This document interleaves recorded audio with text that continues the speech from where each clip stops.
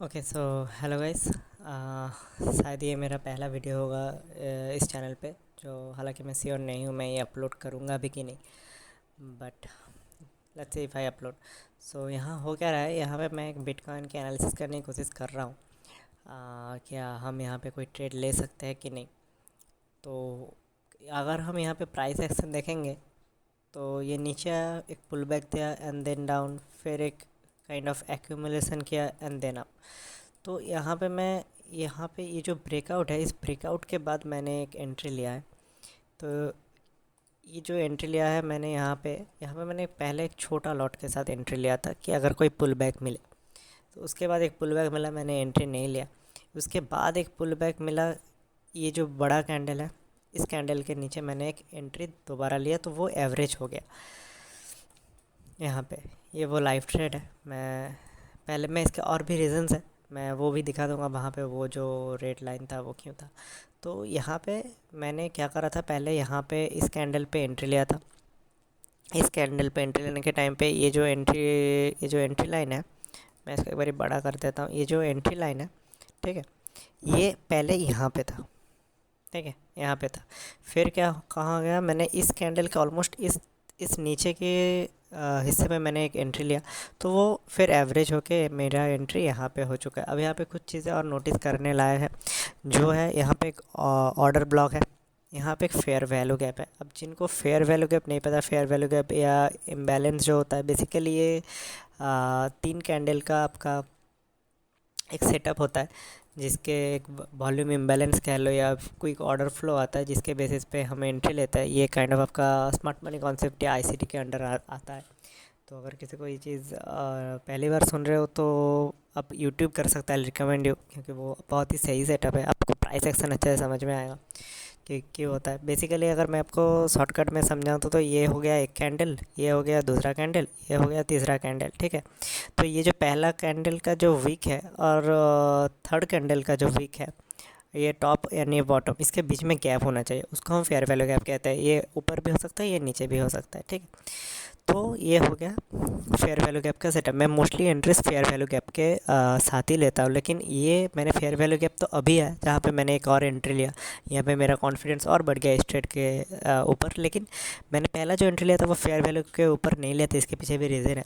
अगर आप ये ना 1 आवर का टाइम फ्रेम वाला है, अब 1 आवर में क्या होता है कि हर दफ़ा आपको नहीं मिलेगा एंट्री फेयर वैल्यू गैप के साथ।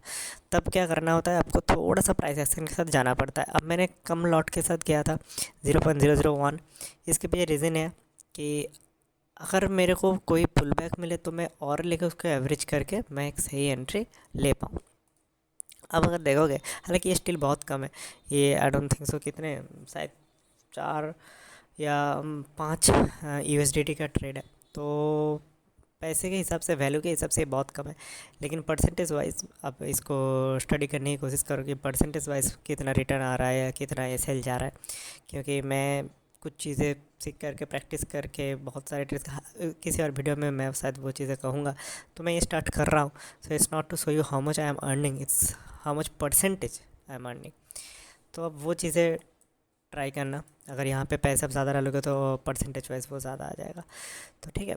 तो अब क्या है कि इस पुल बैक पे मैंने ले लिया है एंट्री इस ऑर्डर ब्लॉक के नीचे। अगर आप देखोगे इस ऑर्डर ब्लॉक के नीचे मेरा एसएल प्लेस्ड है। अब मैं देखना चाहता हूँ कि अगर ये इस चीज़ का ब्रेकआउट दे देगा तो मैं एसएल थोड़ा सा मैं ऊपर ला सकता हूँ, अभी नहीं। तो ये मेरा अभी भी 1:2 का ही है रिस्टोरियट रेशियो के साथ।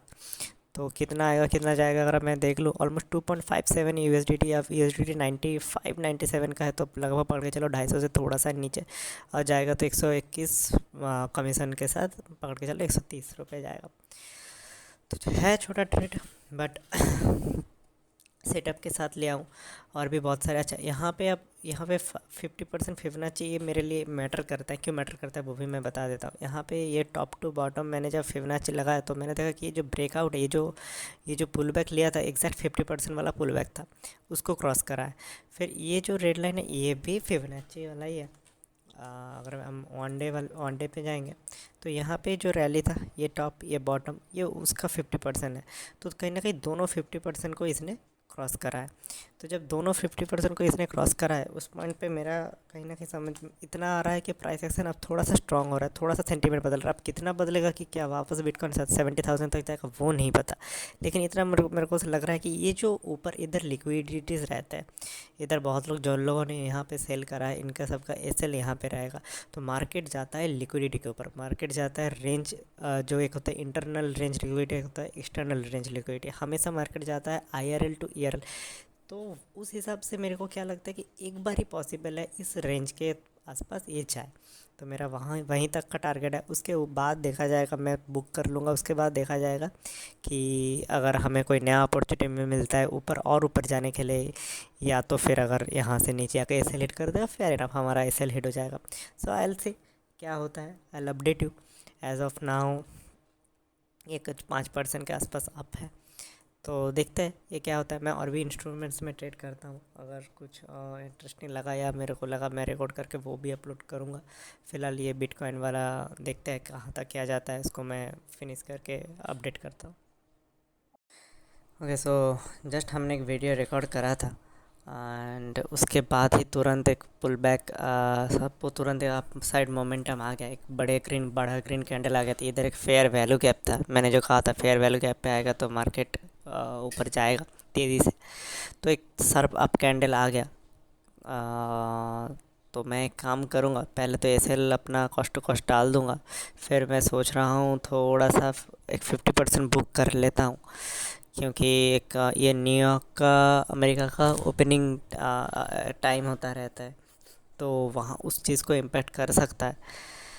तो क्योंकि अगर ये स्लो एंड स्टडी जाता तो मैं फुल टारगेट के लिए वेट करता। ये देखो ऑलमोस्ट ये मेरा जा रहा है, मैंने प्रॉफिट भी थोड़ा ऊपर ले जाना ही सही समझा। एक काम करता हूँ, मैं पूरा ही एग्ज़िट कर देता हूँ अभी के लिए। इसके पीछे का रीज़न ये है कि जिस तरीके से ये ऊपर गया है, ये कहीं ना कहीं शार्प नीचे भी आ सकता है, तो वो रिस्क मैं नहीं लेना चाहता। मैं फ़िलहाल ये बुक कर लेना चाहता हूँ। ओके, सो हमने जो डिस्कस करा था कि ये जिस तरीके से शार्प ऊपर जा रहा है, ये उसने ही तेज़ी से नीचे आ सकता, तो कहीं ना कहीं जो हमारा गेन था उसका 40-50% फिर वो नीचे भी आ गया था। इसका कोई ज़रूरत नहीं रहता है ऑलमोस्ट। अगर मैं देखूं तो ये लाइन भी मेरा थोड़ा गलत ही था। अदरवाइज़ अगर आप देखोगे तो कहीं ना कहीं ये जो टॉप है, अगर हम इसको या इसको टॉप माने तो ये ऑलमोस्ट या तो वो टच ही कर चुका है। तो कोई ज़रूरत नहीं रहता है इतना। जब 1100 पॉइंट के लिए जब रैली रहता है तो वहाँ पे हम 1000 पॉइंट या 1050 पॉइंट लेके भी हम निकल सकते हैं, वो उतना बड़ा बिग इम्पैक्ट होगा नहीं। तो देखते हैं। अब हम जो कह रहे थे कि ये यहाँ तक हमारा प्लान है। अब इसके बाद हम क्या करेंगे कि पहले इधर एक लिक्विडिटी के लिए लाइन ड्रॉ करेंगे, जो है कि ये, और एक शायद उसके बाद ये है। बहुत ज़्यादा मेजर डिफरेंस नहीं है, लेकिन ये है। तो देखना पड़ेगा यहाँ पे प्राइस एक्शन क्या करता है, क्या यहाँ से फिर लिक्विडिटी लेके वापस नीचे आएगा या यहाँ पे थोड़ा कंसोलिडेट करके ऊपर जाएगा। एनी हाउ अगर हमें कोई ट्रेडिंग अपॉर्चुनिटी दिखता है तो हम ट्रेड करेंगे, एंड मैं फिर वो किसी और वीडियो पे मैं वो अपलोड करूँगा। अगर आप ये यहाँ तक पूरा एंड तक देख लिए हो तो thank you for watching the video. अच्छा लगा तो लाइक कर देना।